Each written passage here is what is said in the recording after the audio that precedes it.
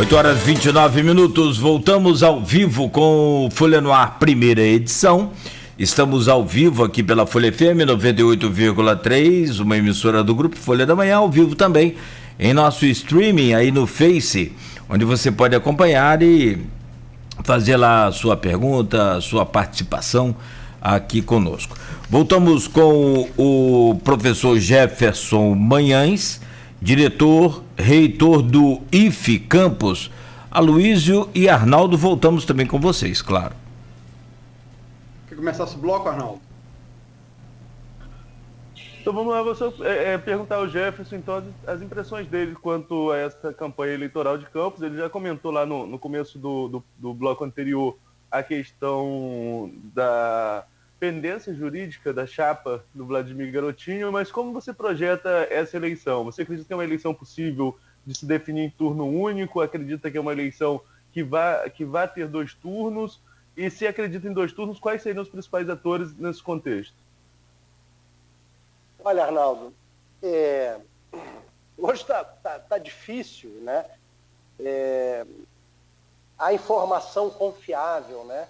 A gente, infelizmente, nesse tempo de narrativas, nesse tempo em que as pessoas perderam o pudor, a gente vê, ontem eu estava olhando empresas, sei lá, de roupa, fazendo pesquisas eleitorais, eu não estou falando aqui em Campos, mas assim, virou um comércio, uma indústria, e como as pessoas, infelizmente, as candidaturas também perceberam, né, que nesse tempo o importante é falar com convicção, né? Fala com convicção, né? Perdeu, como dizia um amigo meu, às vezes perdeu, não fica mais vermelho quando fala mentira, né? A pessoa não fica mais vermelha, porque a pessoa quando mente, né? Lembra quando tinha criança, quando você vai mentir, o pai logo, a mãe olha assim, você está mentindo, hein? Você fica vermelho, porque você sabe que você está ali, muda a sua fisionomia. E as pessoas naturalizaram, nós estamos num momento aqui que as pessoas naturalizaram. Ela fala uma mentira na maior, isso era uma coisa muito restrita a algumas pessoas, na maior tranquilidade. E agora usam do expediente, inclusive para desacreditar as próprias pesquisas, usam esses factóides. Então, assim, é difícil você fazer uma análise, mas eu vou dizer da minha impressão. Né? A impressão, assim, se hoje a gente pode ter lastros históricos.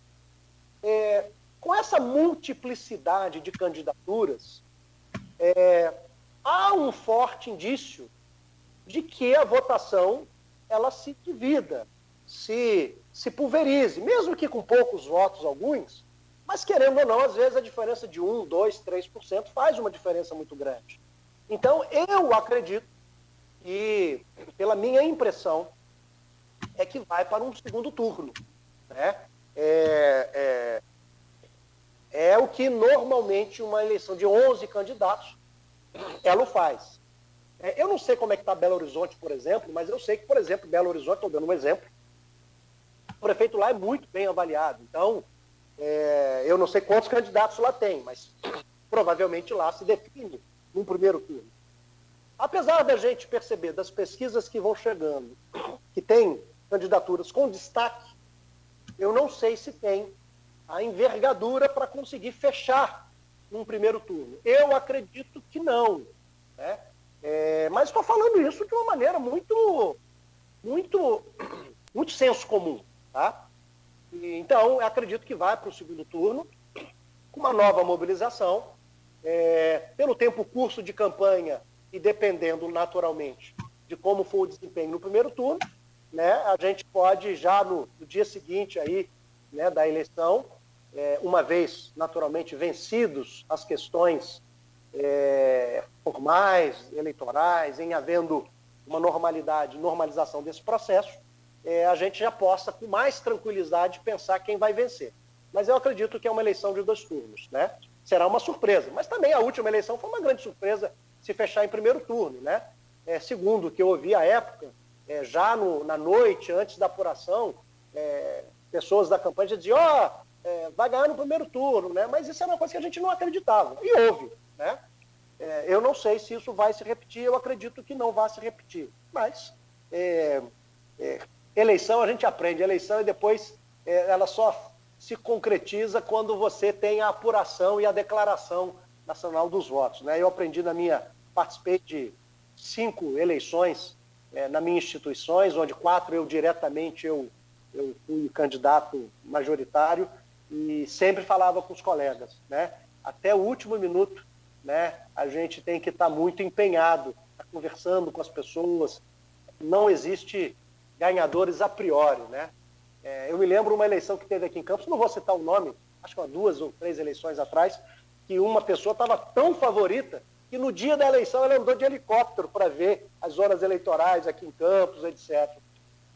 Infelizmente a pessoa, infelizmente, não sei se infelizmente ou felizmente, né, mas ela parece que nem foi para o segundo turno, ou perdeu, enfim, não pode ninguém calçar os tamancos altos, né? Nesse momento as sandálias da humildade e trabalhar até o último minuto, conversar com todas as pessoas. Quantas, né, candidaturas a gente já viu perder por 2, 3 votos, não majoritária aqui em Campos, né, mas para vereador, né, às vezes 1, 2, 3 votos, né? Então, assim, conversar o tempo inteiro, mas para mim é uma eleição de 2 turnos. Jefferson, 2 turnos é o que as maioria das pesquisas aponta. A pesquisa, no entanto, que aponta a possibilidade também de conclusão no primeiro turno. Em todas as pesquisas, a Vladimir lidera, todas elas, todas. Algumas apontam a possibilidade de conclusão no primeiro turno, menor número, outras no segundo turno. E quase todas as pesquisas apontam Caio Viana como segundo colocado. Apenas uma pesquisa colocou empate técnico, Bruno Calil, um pouquinho à frente, mas empate técnico com Caio Viana. Então, deixa eu assistir na pergunta de Arnaldo. Você acha que está descartada a possibilidade de conclusão em primeiro turno? E, sendo mais provável o segundo turno, quem seriam os candidatos que você acha que estariam lá? Então, Aloysio, eu vou falar de um lugar, né, que não tem todas essas informações que você está colocando, mas vou dizer da impressão que a gente faz. Assim, uma coisa importante nas pesquisas, né, muito mais importante do que a fotografia, são os movimentos, né?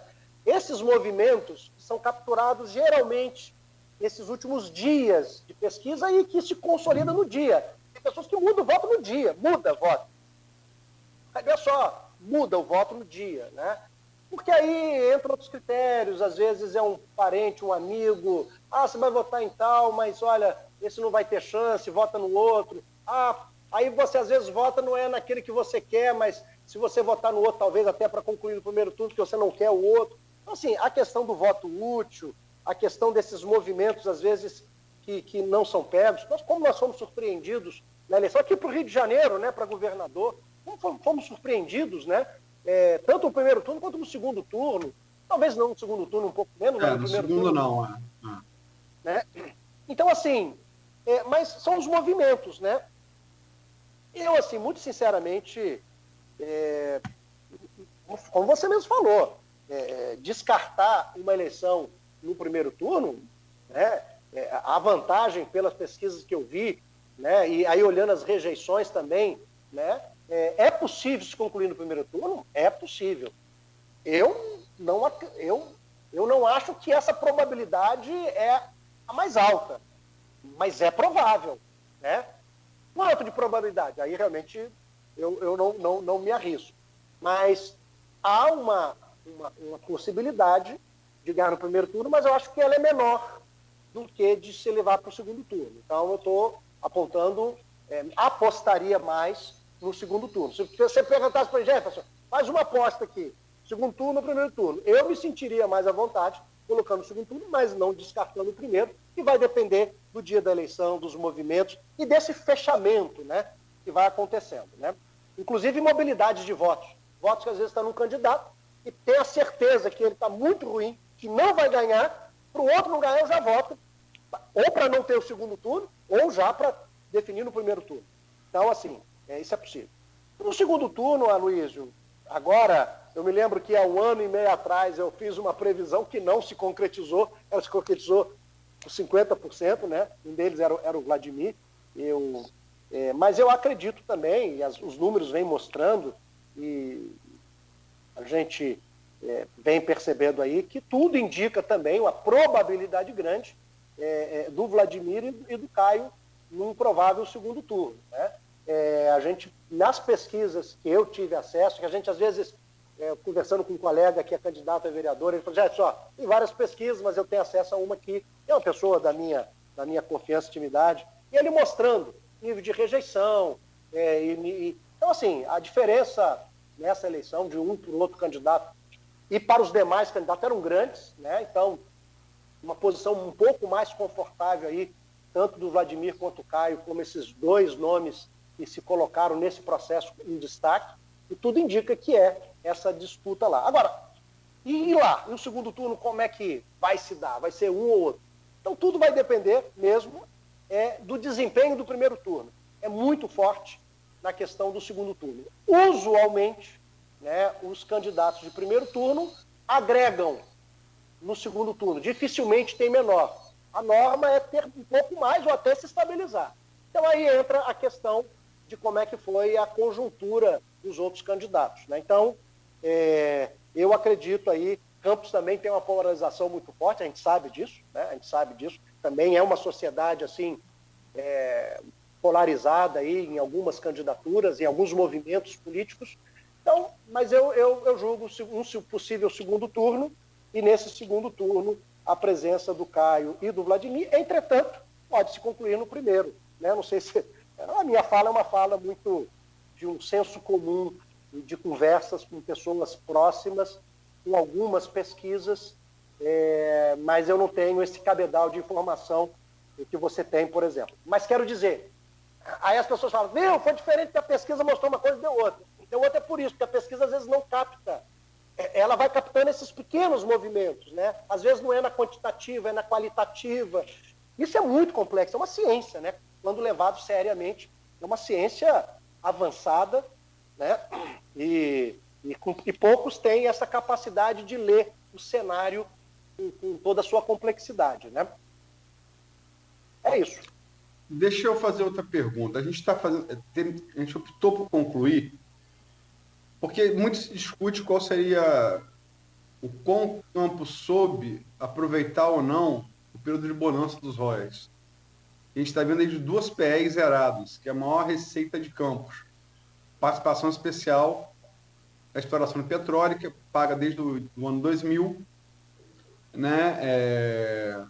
E as 2 últimas vieram zero, literalmente zero. A gente sabe de muitas coisas que foram, muitas obras onde esse dinheiro milionário foi desperdiçado. Mas, sem sombra de dúvida, uma das coisas boas que estão aí, vão ficar para os pósteros, né? Quando a gente for mera lembrança, se é que vai ser lembrado, é o polo universitário que Campos se tornou. É uma herança positiva do tempo das vacas gordas dos royalties.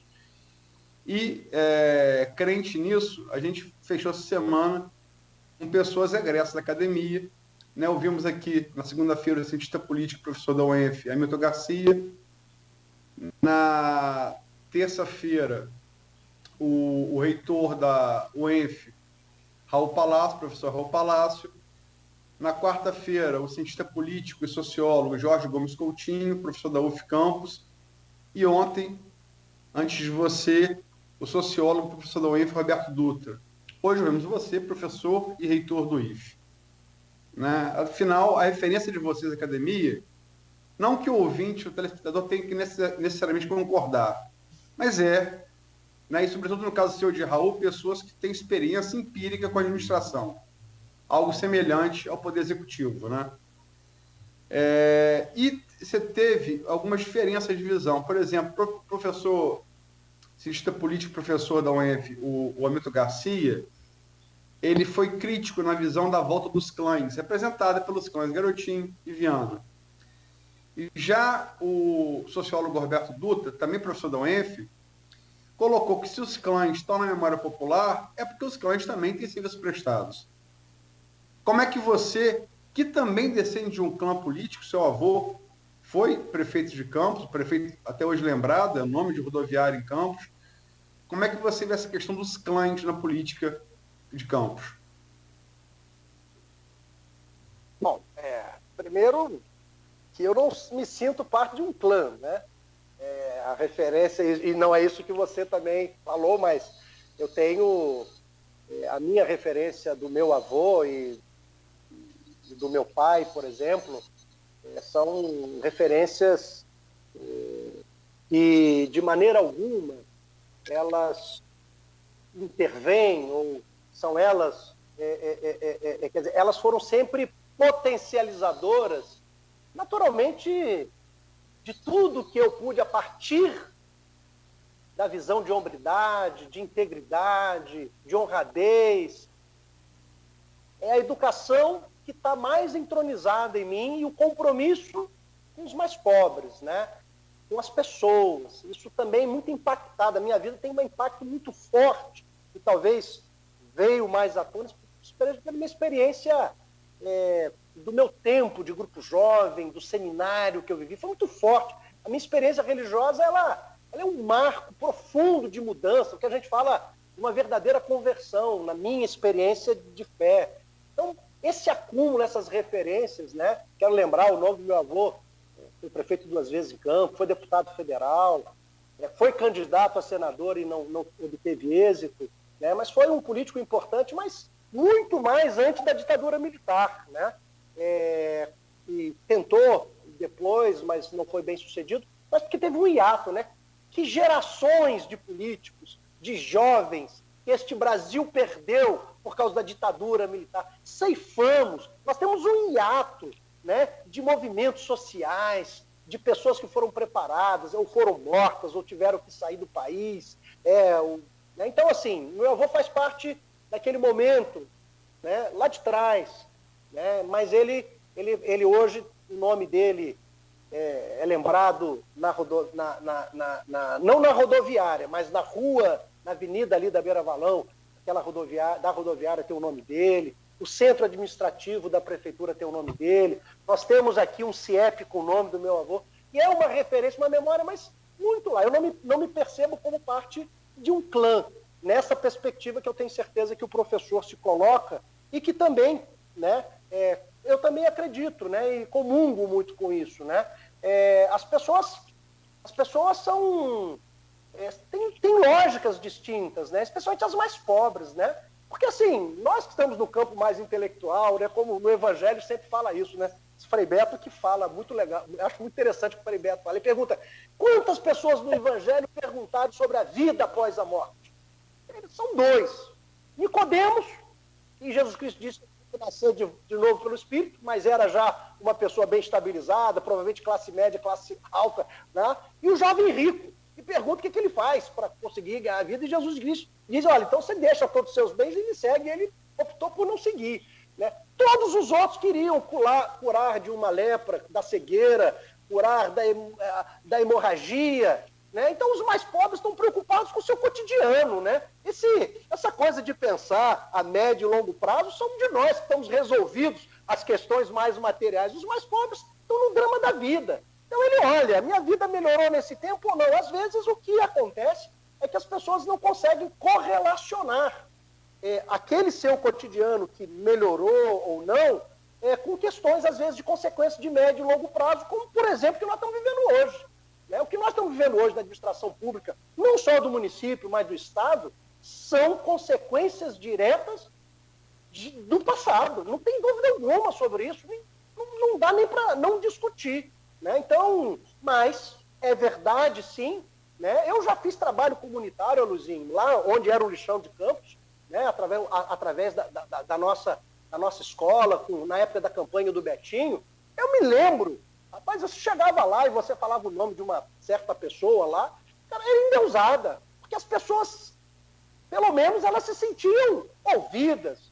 Você ia lá, elas se sentiam contempladas, mesmo que a médio e longo prazo e, ao mesmo tempo, em paralelo, iam acontecendo uma série de malversações. Então, nós estamos numa posição muito cômoda, necessária, de reflexão, que as pessoas mais simples no seu cotidiano, ela não conseguem, muitas vezes, correlacionar o seu cotidiano em questões mais macros de consequências, né, mais à frente, porque o futuro dela é muito limitado. Olha, quando eu fui trabalhar no lixão com as pessoas, o horizonte delas era a próxima refeição, Luizinho. Elas catavam lixo de manhã para poder ganhar dinheiro para o almoço. elas catavam na tarde para tentar ver se conseguia ter alimentação à noite. Então o horizonte delas era um horizonte muito, muito estreito, porque o drama da vida era muito grande. Então, assim, eu não posso julgar essas... então isso é gado, isso é não sei o que. Não. A pessoa fala, minha vida mudou ou não mudou?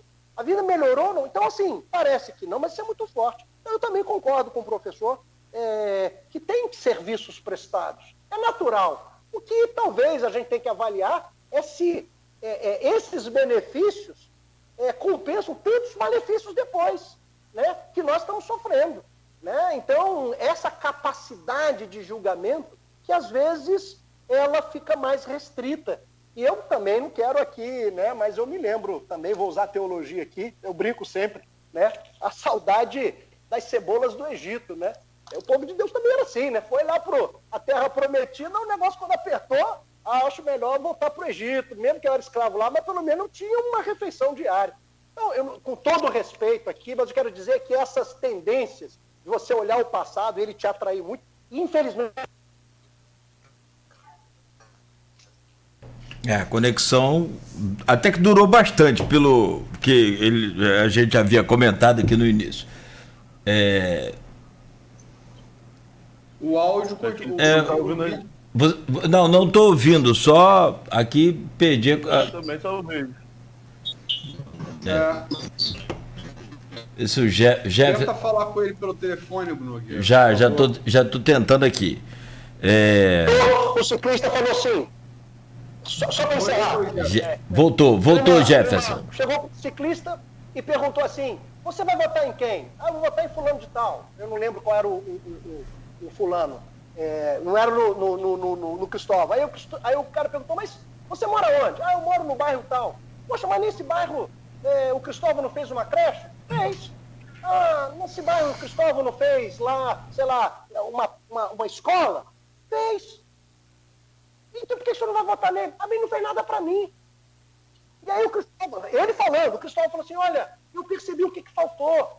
Faltou eu ir lá na comunidade, eu conversar com as pessoas, eu entrar na casa das pessoas, eu falar com as pessoas sentirem que elas são sujeitos, que são pessoas, que têm dignidade. A gente vê muita gente aí que fala das pessoas mais tarde, mas de longe, ou do rádio. Então, assim, as pessoas, quando elas são respeitadas, quando você vai no diálogo, você conversa com elas, onde você acolhe, algumas coisas você consegue fazer, outras não, elas se sentem também. Então, tem outros valores, né, que estão diante de uma pessoa que sofre o peso da materialidade, da ausência do alimento, e às vezes aquela crítica que parece assistencialista para nós que temos a vida resolvida, talvez aquilo foi determinante para um filho não passar fome. Às vezes uma ambulância, né, um carro, foi necessário porque o meu pai infartou, a minha avó infartou, que levou para o hospital. Isso eu não esqueço. Então, assim, vamos olhar. Eu me lembro, Luizinho, né, uma moça que trabalhou na minha casa, ela disse assim: Jefferson, uma vez eu ia me suicidar. Ela mora aqui perto de Travessão. Eu acordava 10 horas da manhã, deixava meus filhos acordar até mais tarde, porque a gente só tinha dinheiro para 2 refeições. Eu tentava evitar o café da manhã. Então era almoço e jantar, porque eu não tinha como pagar 3. E um dia eu estava desesperada, eu sentei, olhei para a cacimba, o poço lá de água, e falei assim: eu vou pular. E a filhinha dela deu um abraço nela, foi o que evitou ela pular. Então eu quero dizer assim, as pessoas também têm que se sentir respeitadas, sentir gente, se sentir valorizadas. Então eu acho que tem esse conjunto de elementos, né? Então é muito complexo o voto, mas as pessoas, esse drama da vida cotidiana e as lembranças, olha, naquele tempo, elas às vezes não correlacionam. E o papel nosso é isso, pensar, ajudar as pessoas a refletir, né? Mas às vezes a gente não consegue. E o critério das pessoas, né? E aí a gente fala, né? É engraçado, né? Para as mais pobres, porque deu um tijolo e a pessoa votou. Eu sou contra isso, naturalmente, mas eu também questiono. Às vezes um cidadão de classe média, ele vota para vereador porque o cara é amigo dele, porque o cara ajudou o emprego da filha. E o que vale mais? Então o telhado que deu para minha casa tem menos valor que o emprego que fulano facilitou. Que é isso? Então, assim, vamos Vamos fazer uma criticidade na vida. Será que todo mundo vota porque percebe que aquela pessoa vai de fato fazer a diferença? Ou tem também, dependendo da classe social, são os valores, ou porque é meu amigo, porque é meu tio, porque posso ter emprego para minha filha, enfim. Jeff. Eu quero dizer que o voto é muito complexo, mas eu acredito no voto popular. Jeff, são 8h54, a gente está perto do final do programa, e eu preciso fechar ele, pelo menos, com um ping-pong que a gente tem feito aqui nessa semana. Eu vou falar um nome, peço para que você seja conciso na sua definição desse nome, tá ok? Tá bom.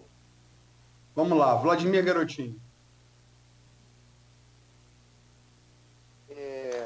Da minha experiência pessoal, uma pessoa que é acessível e grande facilitador de processos no seu mandato de deputado federal.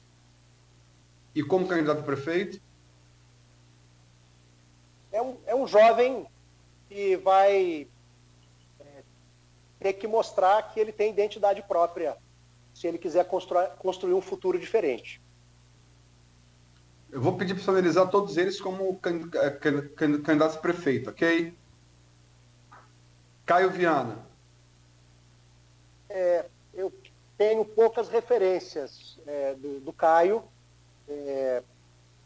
mas vou falar do debate que eu vi, me parece uma pessoa muito articulada, né? Uma pessoa que pelo menos tem consciência, né, das questões, mas também precisa a experiência prática para verificar se a fala, o discurso e o fazer são coerentes, né? Eu realmente não conheço, eu não tive essa experiência, né? Mas me limito a isso. Mas também um jovem que me parece muito articulado no pensamento e na proposição. Dr. Bruno Calil. Desconheço. Não tem nenhuma referência. Ele não foi o debate do Fidesc, né? Não foi, e acho que não foi a nenhum dos 3 debates, né? O que é uma postura, para mim, muito ruim para um jovem, que se coloca para os desafios da sociedade, que precisa de diálogo e precisa de discussão. Eu acho isso uma postura muito ruim. Rafael Diniz. Isso, mas não conheço, não tenho referência. Perfeito. Rafael Diniz. Pelo que a gente vê e na conversa com as pessoas, apesar de sua grande boa vontade, ele talvez possa não ter tomado as decisões melhores, mas um contexto que ele assumiu uma grande complexidade e grande parte do insucesso a partir da rejeição que se aparece no meio popular, talvez não se deveu só a ele, né? Mas uma conjuntura muito difícil. E eu acho que, mas eu pessoalmente tenho acho ele uma pessoa de muita dignidade, pelo menos no trato com a gente, e de boas referências, mas de fato teve uma gestão que não conseguiu superar, né, dentro dos limites, ou não comunicar a complexidade para que as pessoas pudessem compreender, né? Então, talvez isso seja um indicador da rejeição que ele vem trazendo. Professora Natália, desculpa. Mas é uma pessoa que está na minha conta de uma pessoa, né, que do meu lidar, e que eu acho, fico muito sentido, né, do resultado das eleições se confirmar o que foi posto, porque poderia também ser uma grande liderança para a nossa cidade. Estamos precisando. Professora Natália. Uma boa surpresa. Também não a conheço pessoalmente, não tive esse prazer, mas vem aí, vi no debate do Fidesc, uma jovem, uma história de vida, com uma formação que a credencia aí a ser uma líder da nossa região, né? Fiquei muito impressionado com esta jovem, né? Não sei se ela vai ter êxito, não me parece, né? Mas o êxito na política não se dá no momento, mas se dá na história. Mas é uma pessoa que está alavancando esperanças. Odisseia.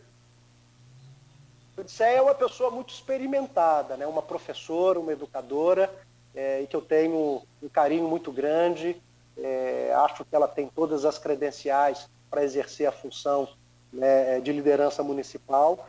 Não sei, naturalmente, né, os números, né, não me parece que vai ter êxito, mas é uma pessoa que tem uma história de vida muito, muito importante, né, como mulher, como sindicalista, uma pessoa com muita integridade, pelo menos em todos os momentos que eu pude viver ou presenciar com ela. Eu tenho uma admiração pela professora Odisseia. Tadeu, estou contigo.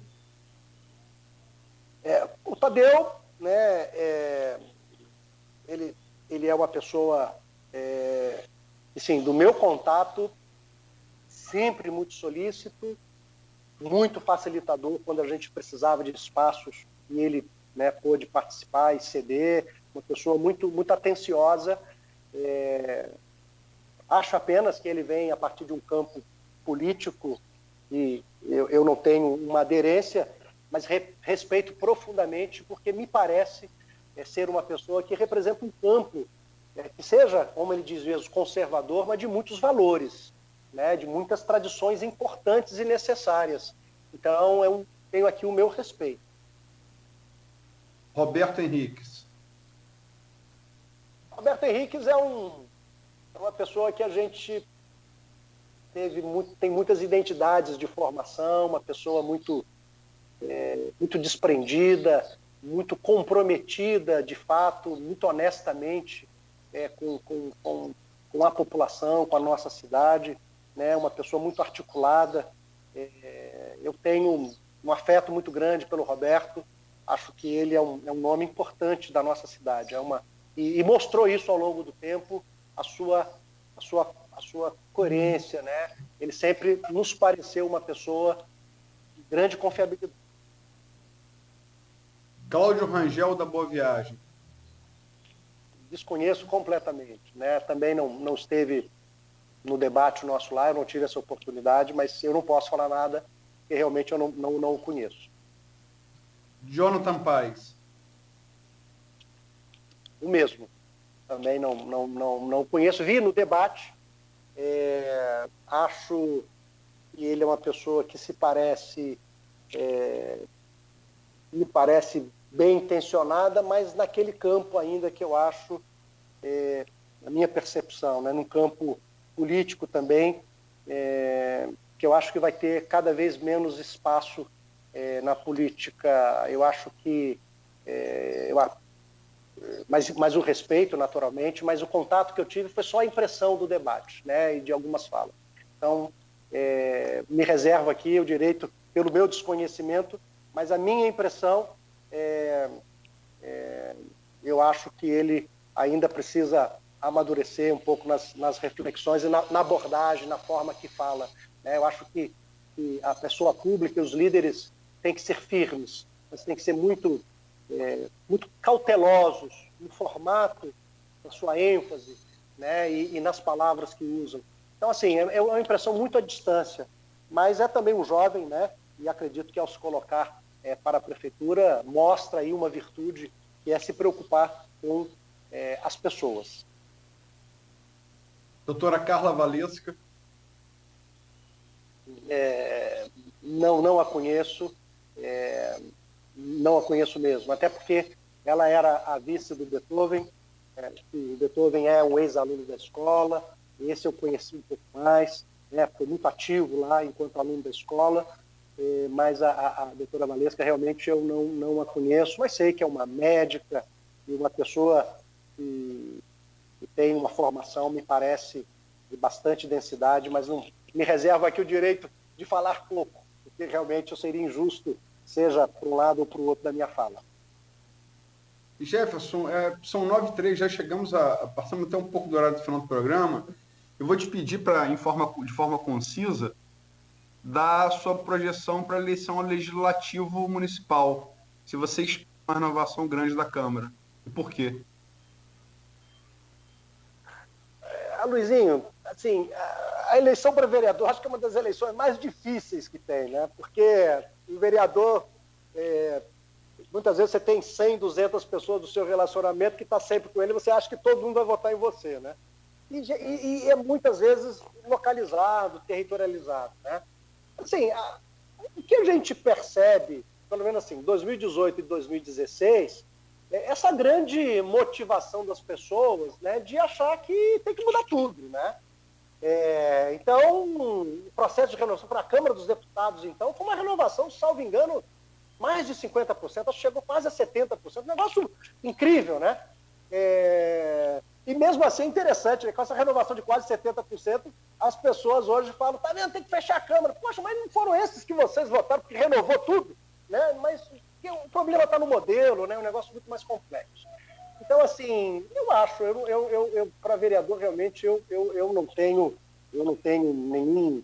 eu acredito que sempre há renovação, mas não sei a medida, né? Não sei se esse ímpeto de mudança, que estava muito claro, começou em 2016, mas muito evidente em 2018, se vai se repetir em 2020. Eu não tenho certeza, mas com certeza as pessoas estão ainda muito desgostosas, muito desiludidas. Talvez por isso elas podem optar aí por pensar pessoas novas. Mas eu acho que não deve ser no mesmo grau, né, do que foi em 2016. Acredito eu. Tá bom, Jefferson, são 9h05. Agradecer e abrir aí suas considerações finais, por favor. Quero agradecer, sempre estar aqui, Aloysio. É um prazer, Arnaldo, Cláudio sempre muito gentil, né? Uma pessoa sempre facilitadora. Quero desejar aqui a todos os candidatos, né, que de fato a gente possa sair maior desse pleito, independente de quem vai ganhar ou não. Tem promessas importantes aí nesse pleito. E acho que é isso, Aloysinho. O passado influencia no presente, mas não determina. As pessoas podem escrever um novo futuro. Eu acredito muito nisso. E acredito que as candidaturas também podem fazer isso. E eu espero isso. Eu vejo candidatos novos, jovens. Eu gosto muito da juventude. Eu acho que a juventude é o espaço justamente de mudanças de paradigma. Mas precisa também do que é tradicional, que é um pouco mais solidificado. E esse equilíbrio é muito gostoso, é muito bom, é harmônico. Não são antagônicos, mas convivem e se transformam. Então eu quero apostar nessa juventude que está se colocando aí para o pleito municipal. Espero que elas possam escrever uma nova história para o nosso município. Difícil, né? Mas em nome aqui das universidades, das instituições de educação superior, do Instituto Federal, das faculdades, né, como presidente do FIDESC, e tenho certeza em nome de todos os nossos colegas gestores, das nossas comunidades, nós estamos aqui para ajudar o município a superar as suas dificuldades, os limites que temos, sem nenhuma ufania e sem achar que nós temos a receita. Mas temos contribuições. E essa contribuição que a futura prefeita ou futuro prefeito vai ter da comunidade acadêmica. Pessoas comprometidas, com vontade de fazer um espaço melhor para que as pessoas possam ter mais esperança e uma vida melhor, com mais dignidade. É isso que a gente quer e é isso que a gente vai trabalhar junto com o futuro prefeito ou a futura prefeita do nosso município. Eu não tenho dúvida alguma. Obrigado, Jefferson. Eu que agradeço aí suas palavras também. E, aliás, eu até aproveito, e aí, sem rasgação de seda, até porque não precisa disso, parabenizá-lo e naturalmente a toda a equipe aí do FIDESC pelo debate realizado com extremo sucesso lá por vocês. E transmitido por nós aqui também, pelo Grupo Folha. Parabéns aí, tá, meu amigo? Muito obrigado pelo apoio, o Abizinho, vocês todos, desde o início deram os apoio. E quero fazer um agradecimento não só aos gestores, mas todos que trabalharam ali no background, que vocês sabem... Muito bom, não muito aparecem, mas são fundamentais, seja aí na Folha, mas especialmente oriundos das nossas instituições. Eu fiquei muito orgulhoso de ver o resultado desse debate, uma decisão ousada, nova, tudo online, mas mesmo assim, eu acho que foi um grande serviço à população, em linha com o que a Folha da Manhã vem tentando fazer aí, e com sucesso nesse processo, que é dar informação de qualidade, permitir que o eleitor tenha a liberdade e a autonomia de votar em quem ele acha que vai ser melhor para ajudar a um futuro melhor, um futuro melhor para a nossa cidade e, naturalmente, da vida das pessoas. Tá certo. Arnaldo Neto, Aloysio Abreu Barbosa, muito obrigado pela participação e pela presença, evidentemente, que aqui no Folha no Ar em mais uma semana. Essa, a última que, né, antecede aí as eleições. Hoje é o último Folha no Ar antes das eleições, porém nós estaremos de plantão 24 horas até o último voto apurado no domingo. Lembrar que a Folha da Manhã estará com a sua edição impressa no domingo e não no sábado, não é? E também uma outra lembrança é que durante a apuração das eleições, a partir de 4 horas da tarde, aqui na Folha FM, Plena TV, portal folha1.com.br e o jornal Folha da Manhã, estaremos formando aí um pool, né, de órgãos desses veículos de comunicação para levar até o ouvinte todas as informações envolvendo as eleições de 2020 e, claro, é evidente que as apurações dessas eleições. Mas até lá, no domingo, 4 da tarde, ainda tem, né, muita lenha para queimar, tem muita lenha para passar debaixo, água para passar debaixo dessas pontes aí, por conta, né, de vários assuntos pertinentes à justiça eleitoral. Obrigado, Aloysio. Obrigado, Arnaldo. Arnaldo, quer falar alguma coisa? Obrigado, valeu.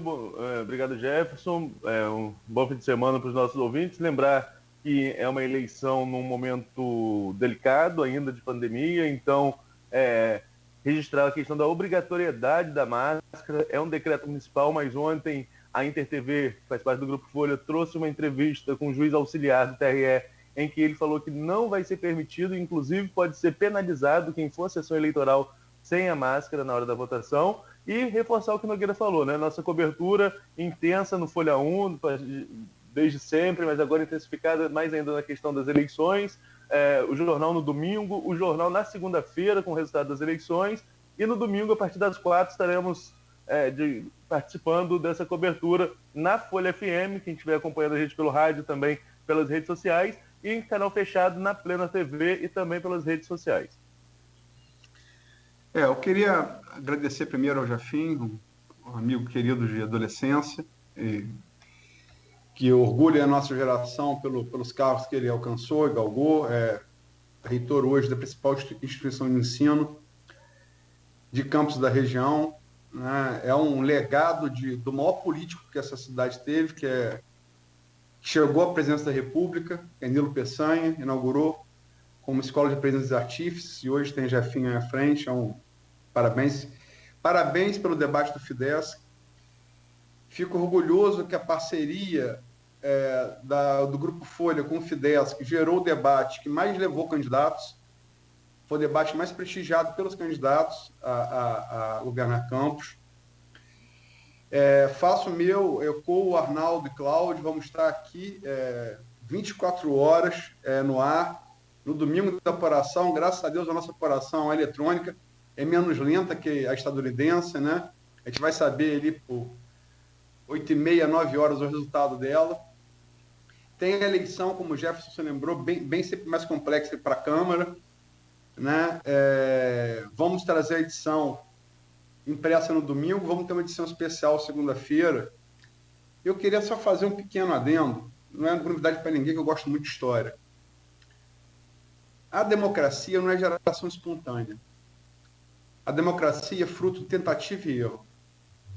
A democracia nasceu com as reformas de Solon, que foi um legislador ateniense, na cidade-estado de Atenas, a Grécia Antiga, por volta de 590 a.C. A democracia, depois, como grande parte da religião e da cultura grega, foi adaptada pelos romanos, funcionou na República Romana, que teve fim quando o maior poder da antiguidade se tornou o Império Romano. A democracia levou 1.700 anos sem ser praticada do Império Romano em diante. Ela voltou no iluminismo, no século XVIII. É uma invenção iluminista. Democracia representativa. Nas revoluções americana, no século XVIII, que gerou essa democracia que a gente está discutindo agora no primeiro bloco. É o mesmo sistema ainda, o colégio eleitoral, a mesma Constituição e a Revolução Francesa. E o motivo por qual esse povo todo viveu, lutou, morreu, o único motivo hoje é você na urna no domingo. O único motivo pelo qual tudo isso existiu se resume a você, eleitor, e a sua decisão soberana na urna. Então, sabe muito bem o que está em jogo, porque muita gente de lá de trás deu muita coisa para que hoje você tivesse esse direito. É isso. Obrigado. Perfeito, muito bom. Muito bom. Fazer com que as pessoas possam refletir sobre essas palavras citadas por você. Muito bom. Luiz, bom final de semana, Arnaldo, e bom final de semana ao Jefferson. Que seja bom realmente, que tenhamos saúde para poder estar na batalha aí. Grande abraço a todos. Voltaremos a seguir com a programação da Folha FM com muita música e informação. Você fique ligado, e o Folha no Ar, primeira edição, volta segunda-feira, 7 da manhã. Pode acreditar, estaremos aqui firmes e fortes. Se Deus quiser, né? Você segue em 98,3, oferecimento dos laboratórios Plínio Bacelar e Clínica Proteus.